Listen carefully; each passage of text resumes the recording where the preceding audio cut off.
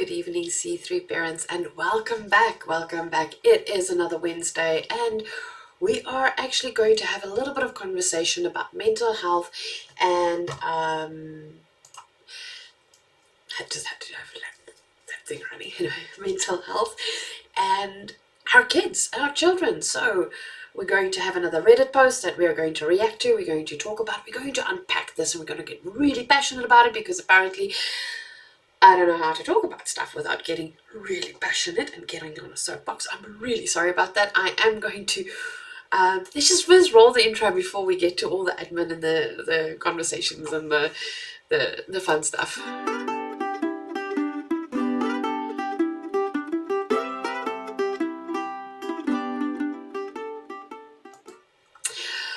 It has been an incredible journey so far, and I'm going to look at doing a bunch of like lighter reactions, like some of the memes and stuff as well in the parenting realm.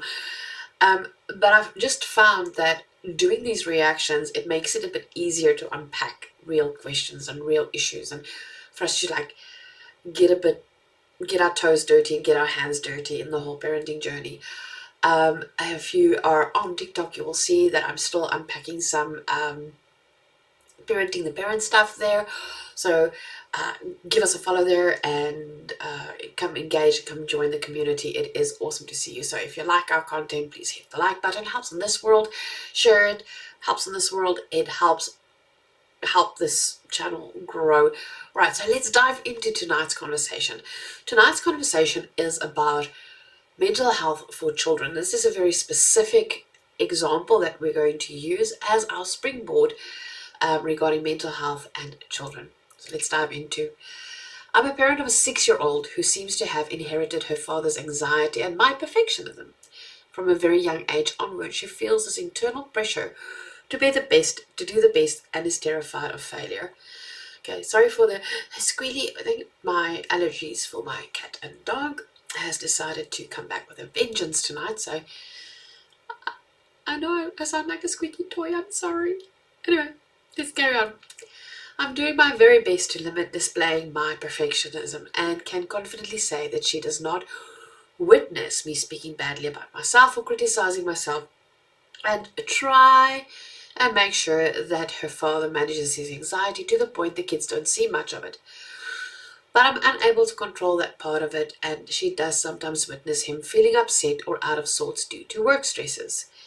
Aside from what I believe to be a healthy focus on making an effort, doing the best you can, and being happy with the results no matter the outcome, because you've done your best, I see my 6-year-old struggling.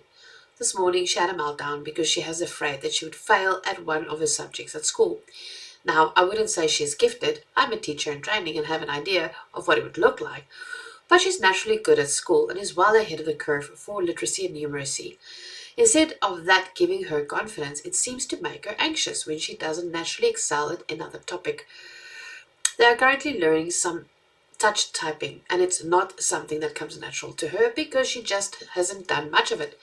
No big deal, but to her it feels like a massive failure. I don't know how to help her beyond what I'm already doing.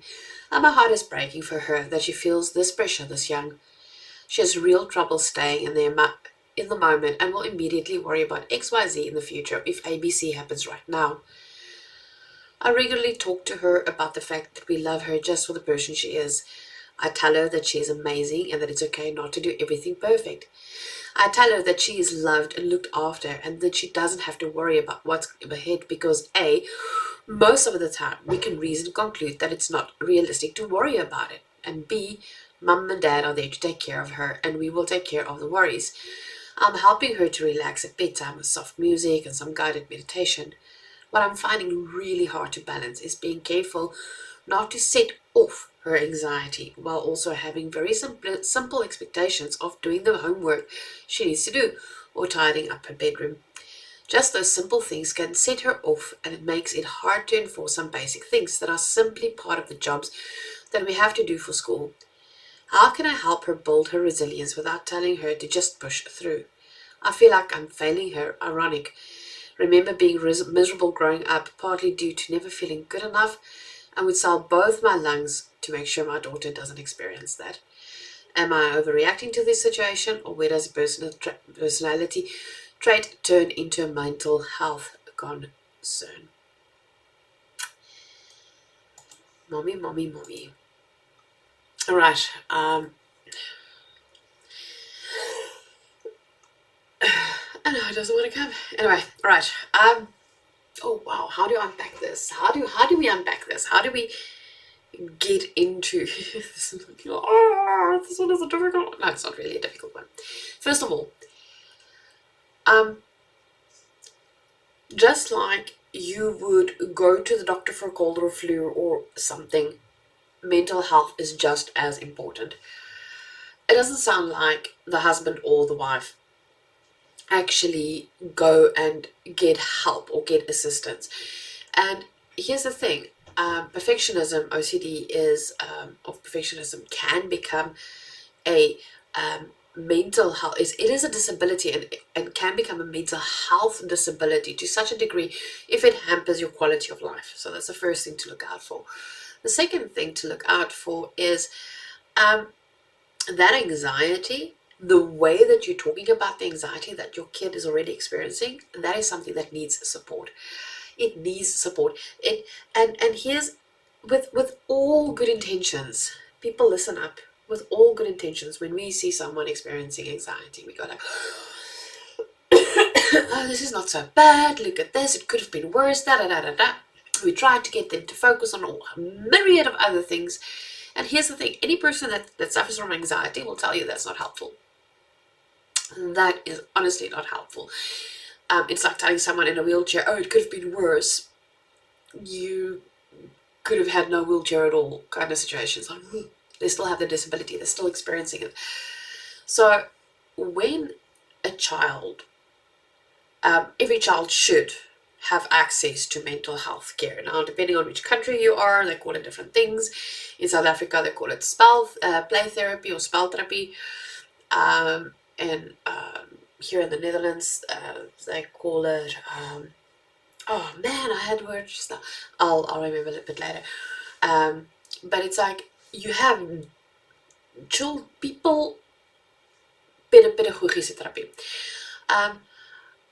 So you've got different skills and people that are actually trained to be able to assist your kid, so that whatever they're experiencing now does not become detrimental to their quality of life.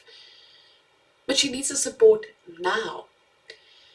She needs to sit in therapy and play and show the therapist why. What is it that triggers her anxiety? What is it that makes her feel she ought to do, behave or perform on a certain level? It might just be something like peer pressure at this age. She can be highly sensitive. One or two flags pop up to me as her opposition for after school, like for more tasks coming on her platform. Here's the thing. She displays possible signals for neurodiversity. Possible elements of neurodiversity. I would get her checked out. Reason being is the way that neurodiversity, like autism, like ADHD, expresses itself in girls, biological girls and biological boys, looks different. And my nose here is just so itchy. And more often, for girls, it's a high level of anxiety based on performance, ability to achieve in school, masking their achievement, and then struggling to cope with new things, certain new things. There's certain things that they excel at, and the moment they get something that they can't, like, it just doesn't snap immediately into place, it creates anxiety because it makes them feel like they are going to be outed as the odd one out. So that increases the anxiety, the fear of what can happen in the future. So many autistics talk about it, especially female autistics talk about this, saying that, got this thing Anyway, so many female autistics talk about like their anxiety just building up, and when they look at the future, when they look at things that's going on, um, that it's that they are anxious about the future and about that what neurotypical people would view as small things, the small fries. Those are the things that trip them up. This family already have two adults, one suffering from anxiety, one suffering from perfectionism. I'm not going to, she didn't call it ACD, ACDC mean, OCD, but already have that. So in her head, there's already expectations to perform at a certain level in school. And the moment she experienced struggling, she feels, oh no, they're going to find out I'm different, because she already feels different, because she already knows her reaction to things are different. So how do we parent this? First of all, you're going to go and you're going to find mental health workers that specializes with your child's age, like in their age, and you're going to go and look at neurodiversity to make sure, just rule it out. I'm not saying every single person displaying traits like this is autistic, but it's so many markers on the spectrum that I've got questions. Go answer those questions. Just go find an answer for those questions. Especially because girls are so damn good at masking it. That's why girls, the female child, like the girl child, gets diagnosed so late in their life. It's because this does not look on the face value like autism or like ADHD or like neurodiversity. This just looks like a kid struggling to adapt, and it's not necessarily that, so we might be missing things. So get her the mental health. Then mom and dad needs to make sure that they get mental health support. Dad for his anxiety, mom for stuff. When dad is experiencing, and here's the thing, I know, we as parents, we're like, oh, I'm feeling depressed, so I don't want to tell my child that I'm struggling with depression, or I'm struggling with my anxieties, but I don't want my child to know that I'm struggling with anxiety, because we're so scared that we make them feel responsible for our mental health that we hide it completely. So then there becomes this whole stigma. And then we're increasing the fear and the anxiety of the child, because they are not stupid. Children are not blind, deaf, or stupid. In actual fact, children of a whole family setup, of a whole society, village setup, under the age of 13, children are so wired to the underlying current and atmosphere that they will tell you you're irritated before you even realize you're irritated. They will tell you that there are people fighting even before you know that they are fighting. Because back in the days when we lived in caves as human beings, we needed it. They needed that. Because when the adults tense up and the atmosphere gets stiff, they know danger can be lurking. So then they hover closer to an adult to make sure that the adult can see them and save them when the danger comes. So part of a child's survival in this age group is to pick up on the atmosphere.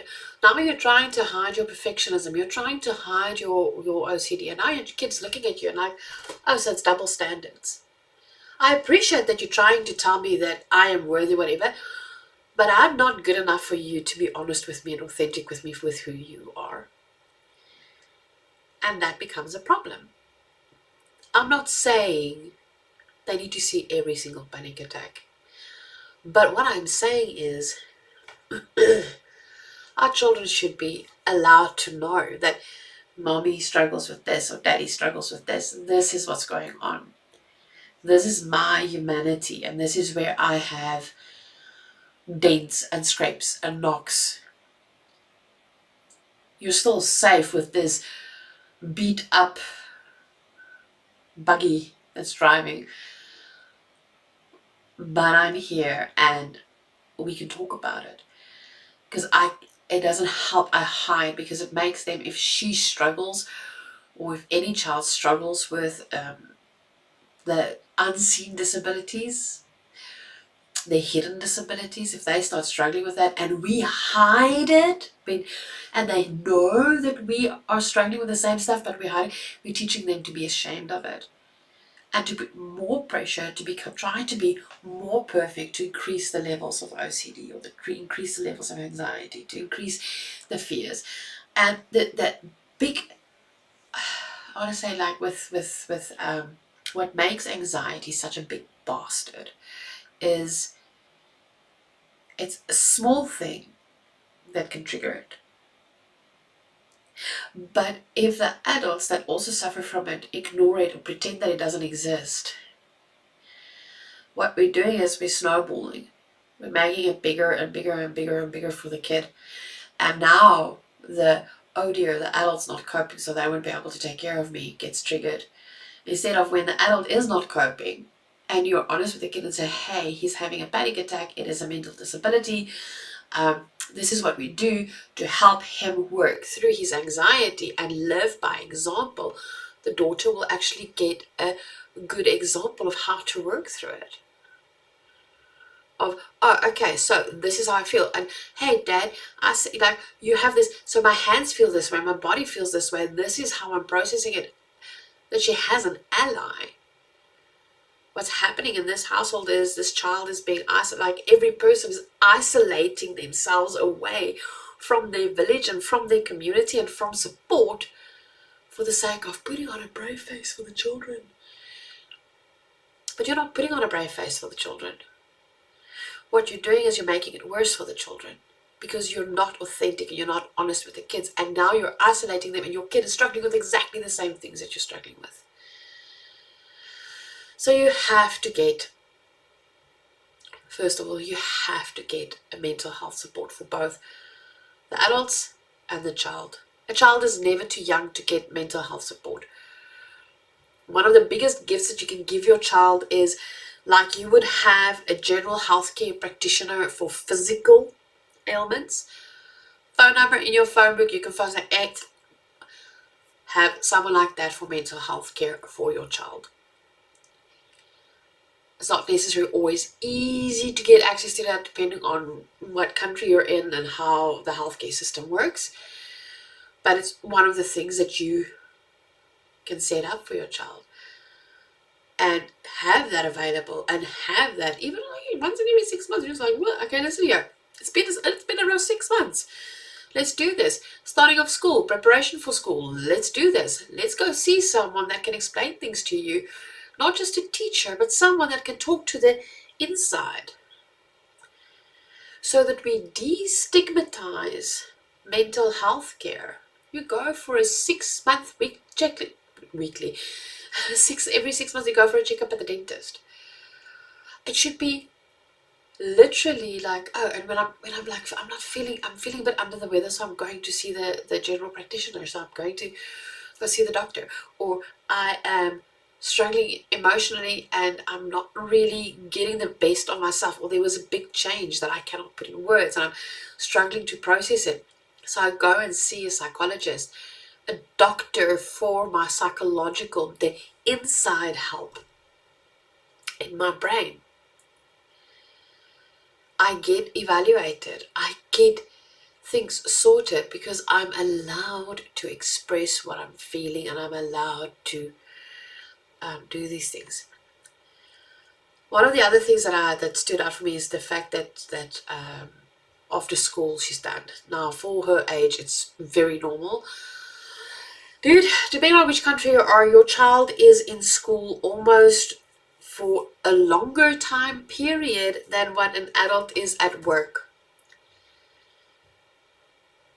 Go count the hours that your child is at school. That they are separated from you. That they're out of their home environment, the environment that is their territory, their turf, where they've instantly, immediately already feel safe.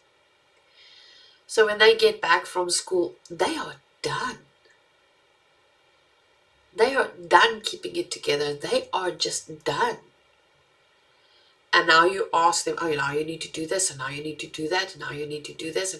And we as adults just keep on stacking responsibilities and expectations of our children. Yes, some of it come with the school. When you think about something like homework, homework is an abomination that should be outlawed in every school, especially primary school or in low grades, at least until the age of 12.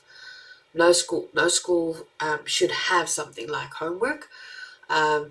It is like expecting someone that works a 9 to 5 to bring work home without getting paid, and then being punished because they didn't finish the work at home for the next day. It's the most unrealistic, not even remotely close to real life thing that happens, but okay. Um, they bring homework, they bring stuff, and then she's done. If she is neurodiverse, which I do suspect, she might just be done, completely overloaded with all the pressure, and can physically, mentally, just like you can't stop an anxiety, not completely stop an anxiety attack, but just work through it, but you get to know the symptoms and you manage it. There's executive dysfunction. Their brain just cannot handle another expectation being put on them. And a child at the age of 6 should have an issue with an added expectation, and especially if they've got high expectations of themselves, it just completely fries the brain. So maybe reach out to the school when you see like she's okay on a Monday and maybe a Tuesday to do her homework. Go speak to the teacher, get an IEP, or get a IEP is American conversation, like oh, Americans, help me out here. IEP is basically a it's very difficult to get an IEP, but IEPs are basically for personalized for your child's schooling. But if you want to just have a conversation with the teacher and say, hey, you know what, we've been noticing this and this and this, what you've explained here in the Reddit thread. We've been noticing this. Is there a way that we can like sidestep a bit of the homework? Maybe we can, like, if it's reading or whatever, we can do it over the weekend. But I'm not going to pressure her into doing things, because at this point in time, her mental health is suffering from doing that. Is there a way that we can accommodate, like how we can hit the mark? And work with the teacher. Do you know what's the interesting thing? Yes, there is some teachers that shouldn't be teachers that are complete assholes. Yes, I said it. But the majority of teachers love the kids. They will go along the altar and die for those kids. And if a parent actually just sits down and have a face-to-face conversation with the teacher and talk the teacher through, the teacher would probably be willing to work with you and see how you can accommodate the kid. Yes, obviously the focus will be to get past the accommodations as quickly, meaning like get over the accommodations, get to a point where the accommodations is no longer needed. But if your child is neurodiverse, you already have the accommodations starting to fall in place while you are busy investigating and taking her for help. You can only gain from that. But don't approach the teacher as an adversary. How do you pronounce that word now? Adversary. Rather approach them as someone that you're willing to work with. Some of you might have a great moment. Some of you will have like a, ooh, that's that level, that one sucked kind of experience. So that is definitely, yeah, Tonight is just, to me, it's extremely important that children have mental health support as well as physical health support, and that no child is ever too young to get mental health support, especially if the adults in the household already struggle with similar mental health issues. And we as adults, we don't make it, remember and listen carefully what I'm saying, it is not the child's responsibility to cope, deal, or solve the mental health issue that pops up for the adult, but it is responsibility for the adult to be honest and authentic about their own mental health struggles and just be real about it in front of the kids, and have honest conversations about it. Alright, so that is where we're going to finish off tonight. Next week is Afrikaans. Is an Afrikaans conversation, and please stay safe. The podcast for the Patreon community will go up end of next week. Ooh, no, it has to go, yeah, like middle next week, Wednesday next week. I've recorded, edited, and then deleted the whole thing, so I need to redo it. I've been struggling with the podcast this month, but it will go up. You will get a reminder that it went up. Stay safe. If you want to join our community, it would be great if you join the Patreon community. It helps keep the channel going. And we'll see you. And if you have any comments or anything that you would like to say to us or share with us, or things that you'd like to share to us, feel free to do that. And remember to hit like or share and subscribe if you have not subscribed yet. Have a great evening. Cheers. I need to, where's my, oh no, where's that thing now? Yes, bye-bye.